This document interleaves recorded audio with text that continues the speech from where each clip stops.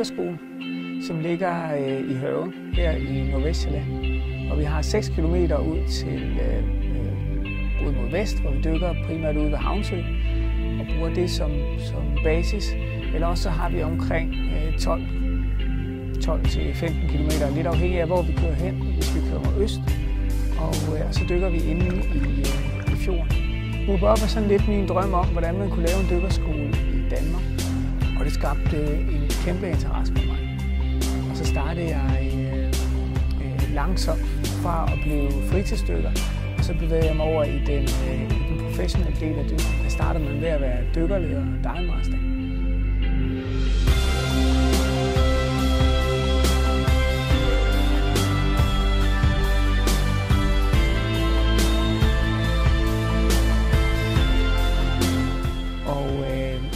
Og det fik jeg en masse oplevelser med at arbejde med andre mennesker. Da jeg så på et tidspunkt fik muligheden for at arbejde fuld tid med det her, så greb jeg chancen. Det er rigtig, rigtig spændende. Og interessen blev bare mere. Hvis jeg skulle lave det på den måde, jeg kunne tænke mig at gøre det, så ville jeg ikke kunne leve af det. Så Scuba Up, som jeg sidder her foran, det er også det er kompromiset, hvor man går på arbejde ved siden af, og så har man en dykkerskole, som man driver som en hobbyvirksomhed ved siden af. Det giver mig muligheden for at holde fanen rigtig højt, når jeg skal uddanne dykker.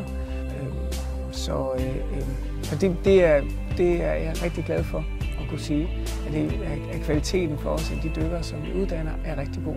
Så Scuba Up gik fra at være et enkelt undervisningsfirma, til at jeg måtte jo have nogle lokaler og i gang med det selv. Så når man er på dykkerkursus her hos os, så skal man ikke selv have noget udstyr. Vi har alt udstyret og muligheden for, at man kan låne det.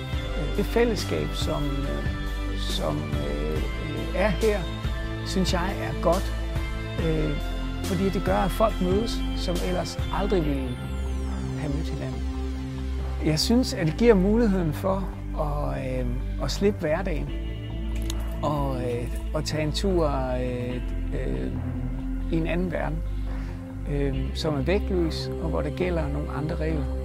Man ved aldrig præcis, hvad det er, man ser. Man kan jo faktisk ligge på revet eller omkring en sten og kigge på et dyr, man synes, der er spændende. En lille fisk, en havkorus eller måske en ulv, der ligger og lurer.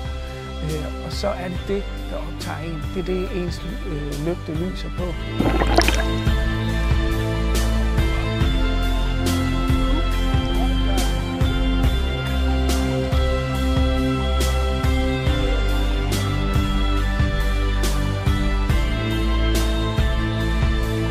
Det handler om at få en god oplevelse.